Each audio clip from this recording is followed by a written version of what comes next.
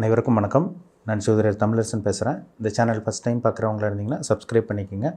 Bell பட்டனை click பண்ணிக்கோங்க. ஆளுங்கிற ஆப்ஷன் இருக்கும், அதையும் செலக்ட் பண்ணிக்கோங்க. அப்போ தான் நாங்கள் போடுற வீடியோஸ் எல்லாமே உங்களுக்கு நோட்டிஃபிகேஷன் வரும்.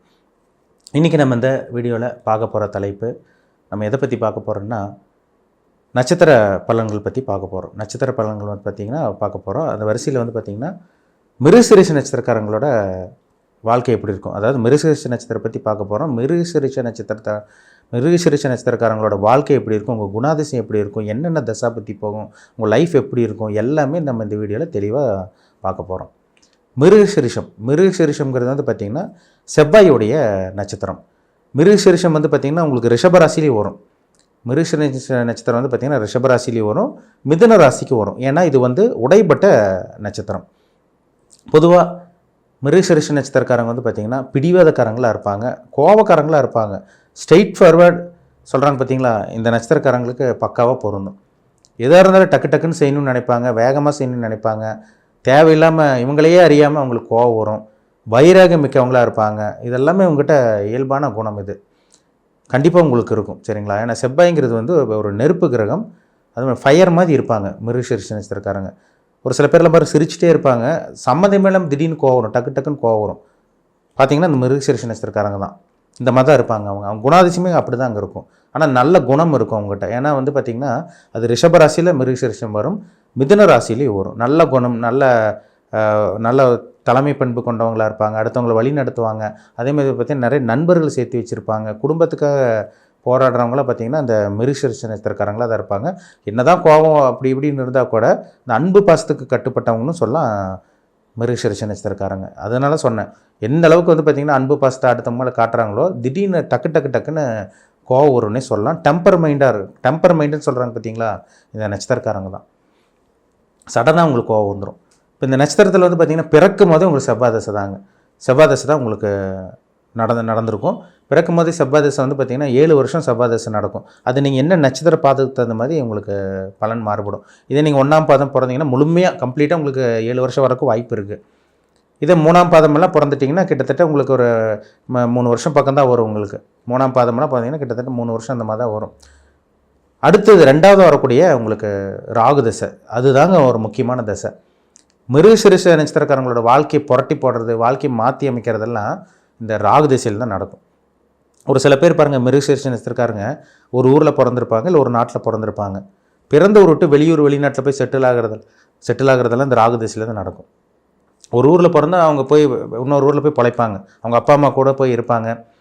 ஒரு பிறந்ததுலேருந்து இன்னொரு ஊருக்கு போய் செட்டில் ஆகிறதெல்லாம் இந்த ராகு திசையில் தான் நடக்கும்.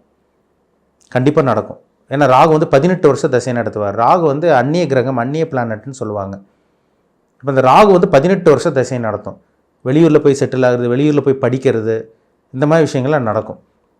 ஒரு சில பேர்லாம் பாருங்கள், ஹாஸ்டலில் தங்கியெல்லாம் சின்ன வயசுல வந்து பார்த்திங்கன்னா ஹாஸ்டலில் தங்கி படிக்கிறதெல்லாம் இந்த ராகு திசையில் தாங்க நடக்கும். 18 வருஷம் ராகு திசை. கிட்டத்தட்ட உங்களுக்கு வந்து பார்த்திங்கன்னா 18ன்னா உங்களுக்கு இந்த செவ்வாய் தசை முடிஞ்சு ராகு திசை வந்து கிட்டத்தட்ட உங்களுக்கு ஒரு 25 வயசு வரைக்குமே ஒரு சில பேத்துக்கு வந்துடும். 25 வயசு வரைக்குமே ராகு திசை நடக்கும். ஒரு சில பேத்துக்கு வந்து பார்த்திங்கன்னா 20 வயசில் ராகு திசை முடிஞ்சிடும். ஒரு சில பேருக்கு 22 வயசுக்கு முன்னே கண்டினியூ ஆகலாம். அது நட்சத்திர பாதத்தை பொறுத்து பலன்கள் மாறுபடும். ராகு நல்ல ஒரு இடத்துல இருந்துட்டார்னா கண்டிப்பாக நல்ல படிப்பு கொடுத்துருவார், நல்ல சொகுசான வாழ்க்கையை கொடுத்துருவார். வாழ்க்கைக்கு தேவையான அத்தனை அனுபவங்களும் அந்த ராகு திசையில் கிடைக்கும் உங்களுக்கு. இதே ராகு கெட்டு போயிட்டாருன்னு வச்சுக்கோங்க, ராகு தேவையில்லாத கெட்ட பழக்க வழக்கங்கள், சின்ன வயசில் போய் அந்த காதல் காமம் மேலே ஒரு ஆர்வத்தை கொடுக்கறது, தேவையில்லாத பழக்க வழக்கங்கள் அடிமையாகிறது, கெட்ட நண்பர்களோட சவகாசம் ஏற்படுறதெல்லாம் இந்த ராகு திசையில் தான். இருட்டுக்குள்ளே போய் மாட்டின மாதிரி இருக்கும் இந்த ராகு திசையில். நிறைய பேருக்கு பாருங்கள், படிப்பில் ஆர்வம் இருக்காது, படிப்பு சரியாக படிக்க மாட்டாங்க, ஞாபக சக்தி இருக்காது, ஆனால் தேவையில்லாத கெட்ட பழக்கங்கள் வரும். அவங்கள சுற்றி அந்த மாதிரி நண்பர்கள் தான் அவங்களுக்கு அமைவாங்க அந்த ராகு திசையில். இதே ராகு நல்ல ஒரு இடத்துல இருந்து ராகு சுபகிரகத்தோடு சம்மந்தப்பட்டுருச்சுன்னா தேவையில்லாத கெட்ட பழக்கங்கள்லாம் அவங்க சுற்றி நண்பர்கள் அவங்களை வந்து தூண்ட வச்சாலும் இவங்க தேவையில்லாத விஷயங்களை போய் மாட்ட மாட்டாங்க. அப்போ சுபகிரகத்தோட ராகு சம்மந்தப்பட்டுச்சுன்னா கண்டிப்பாக ராகு திசை நல்லாயிருக்கும். பாபகிரகத்தோட சம்மந்தப்பட்ட படிப்பு கெட்டு போயிடும், தேவையில்லாத பழக்க வழக்கங்கள் ஏற்படும், சின்ன வயசுலேயே லவ் ஃபெயிலியர் ஆகும், நிறைய பிரச்சனைகள் வரும், நிறைய மல்டிபிள் கான்டாக்ட்ஸ் வர்றதெல்லாம் இந்த ராகு திசையில் தான் கண்டிப்பாக நடக்கும். அப்போ அந்த 25 வயசுக்கு மேலே, கிட்டத்தட்ட 20லேருந்து 25 நான் அப்ராக்சிமேட்டாக சொல்கிறேன். இப்போ 20லேருந்து 25 வயசுக்கு மேலே வரக்கூடிய முடிஞ்ச ராகு திசை முடிஞ்சு உங்களுக்கு குரு திசை ஆரம்பிச்சிடும்.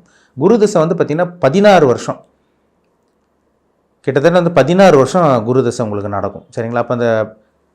அப்போ 25 வயசுக்கு மேலே வரக்கூடிய அந்த 16 வருஷத்தில் வரக்கூடிய அந்த ராகு தசை வந்து பார்த்தீங்கன்னா, அந்த குரு தசை வந்து பார்த்தீங்கன்னா மிகப்பெரிய யோக தசையும். ஒரு சில பேரில் பாருங்கள் 25 வயசுக்கு மேலே தான் அப்படியே கொஞ்சம் கொஞ்சமாக அவங்க வாழ்க்கை மாறும்.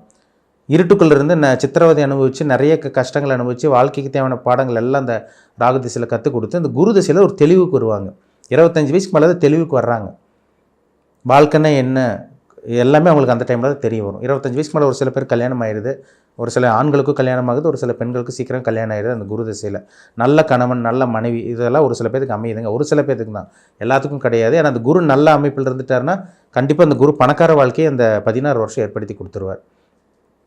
25 வயசுலேருந்து கிட்டத்தட்ட உங்களுக்கு பார்த்திங்கன்னா உங்களுக்கு 25லேருந்து உங்களுக்கு ஒரு 16 வருஷம்னா அந்த குரு திசை வந்து பார்த்திங்கன்னா ஒரு வாழ்க்கை புரட்டி போடுற திசையாக வந்துடும். வாழ்க்கையை மாற்றி அமைக்கக்கூடிய திசையாக வரும் உங்களுக்கு. கிட்டத்தட்ட அந்த 40 வயசு வரைக்கும் சொல்லலாம். சரிங்களா? அப்போ அந்த 25லேருந்து 40 வயசுக்கு வரைக்கும் தான் ஒரு சில பேருக்கு நல்ல ஒரு வாழ்க்கை பார்க்குறீங்க, நல்ல ஒரு வாழ்க்கையை வாழ்கிறீங்க. அந்த 25 வயசுக்கு முன்னாடி வந்து பார்த்திங்கன்னா பெரிய மாற்றம் உங்கள் வாழ்க்கையில் நடக்கிறது கிடையாது. ஒரு சில பேர் 40 வயசுக்கு மேலே தான் சனி திசை தான் வாழ்க்கையை அமைச்சு கொடுக்குது. சார் நான் பிறந்ததுலேருந்து கஷ்டப்படுறேன், எங்கள் அப்பா அம்மாவுக்கு வளர்ச்சி இல்லை, எனக்கு வளர்ச்சி இல்லை, 35-40 வயசுக்கு மேலே தான் எங்கள் வாழ்க்கை மாறுதுன்னு சொல்கிறவங்கள பாருங்கள். அந்த சனி திசை தான், அந்த சனி திசை அந்த 19 வருஷம் நடக்கக்கூடிய இந்த சனி திசையை தான் அவங்க வாழ்க்கையை மாற்றி அமைக்குது. சனி வந்து சிம்ம லக்னத்துக்கும் கடக லக்னத்துக்கும் நல்லது பண்ணாது.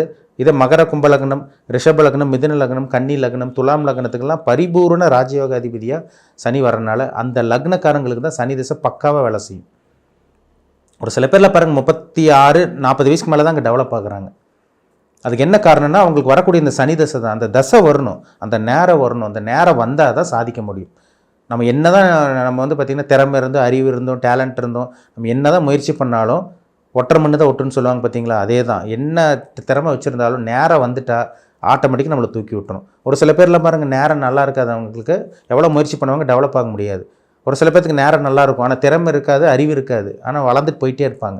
நிறைய பேர் அவங்களால பார்க்க முடியும். இதெல்லாமே அவங்களுக்கு நேரம் நல்லா இருக்கிறனால ஜெயிச்சிட்றாங்க. அப்போ நம்மளுக்கு திறமை அறிவெல்லாம் இருக்கிறதெல்லாம் அடுத்த பட்சம் தான். நம்மளுக்கு வந்து பார்த்திங்கன்னா நேரம் நல்லா இருக்கா, இது இந்த தசாபுத்தி பொறுத்து தான்.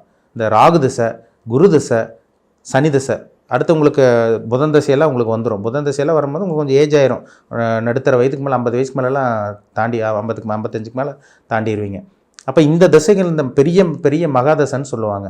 இந்த தசாபுத்தி உங்கள் ஜாதகத்தில், இந்த கிரகம் உங்கள் ஜாதகத்தில் நல்லா இருந்து மட்டும்தான் நீங்கள் 16 வருஷம் நல்லா இருப்பீங்களா, 20 வருஷம் நல்லா இருப்பீங்களா, இல்லை 40 வயசுக்கு மேலே நல்லா இருப்பீங்களா, இல்லை 50 வயசுக்கு மேலே தான் ஒரு சில பேருக்கு வாழ்க்கையை அமையுது. அப்போ இதெல்லாமே ஜனன ஜாதகத்தில் பொறுத்து, தசாபுத்தி பொறுத்து தான் பலன்கள் கண்டிப்பாக மாறுபடும். அப்போ உங்கள் பிறப்பு ஜாதகத்தை பாருங்கள், என்ன தசாபுத்தி போகுதுன்னு பாருங்கள், உங்கள் வயசு என்னன்னு பாருங்கள், நீங்கள் என்ன நட்சத்திர பாதத்தில் பிறந்திருக்கீங்க, மிருகசீரிஷம் 1ஆம் பாதமா, 2ஆம் பாதமா, 3ஆம் பாதமா, 4ஆம் பாதமா. ஏன்னா இங்கே உடைப்பட்ட நட்சத்திரங்கிறதுனால நீங்கள் ரிஷப ராசியில் வருவீங்க, மிதுன ராசிக்கும் வந்துடுவீங்க. அப்போது உங்கள் ஏஜ் ரொம்ப முக்கியம், உங்கள் நட்சத்திர பாதம் ரொம்ப முக்கியம். இப்போ நடந்துகிட்டு இருக்க தசாபுத்தி ரொம்ப ரொம்ப ரொம்ப முக்கியம். சரிங்களா? நடக்கக்கூடிய தசாபுத்தி தான் ஒரு தனி மனிதனுடைய வாழ்க்கையை ஆட்டி படைக்கும். ஒரு தனி மனுஷன் ஆட்டி படைக்கிறதே நவகிரகங்கள் தான், அங்கே தசாபுத்தி தாங்க. அதை மீறி ஒன்றும் பண்ண முடியாது. நீங்கள் என்ன தான் கோச்சார பலன் பார்த்தாலும், ராசி பலன் பார்த்தாலும், இதை மீறி கண்டிப்பாக உங்களுக்கு அந்த கிரகங்கள் வேலை செய்யாது. அதுதான் உண்மை. சரிங்களா? ராசி பலன்கிறது 15லேருந்து 20% தான் பேசும்.